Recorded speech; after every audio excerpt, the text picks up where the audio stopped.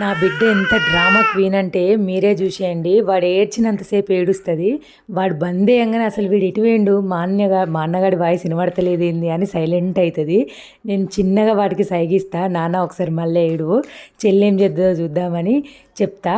వాడు మళ్ళీ స్టార్ట్ చేస్తాడు, చూడండి మళ్ళీ షురూ చేస్తాడు. నా కూతురైతే మస్తు డ్రామా క్వీన్ అసలు.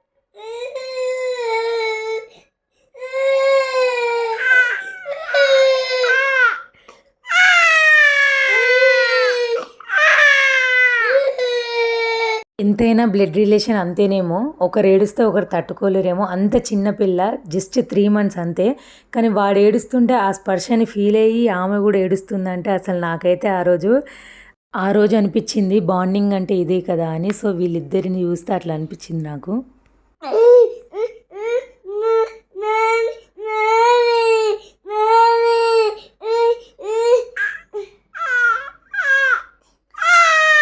మా పిల్లల బాండింగ్ చూస్తే మీకేమనిపించిందో కామెంట్ చేయడం మాత్రం మర్చిపోవద్దు. సబ్స్క్రైబ్ చేసుకోండి.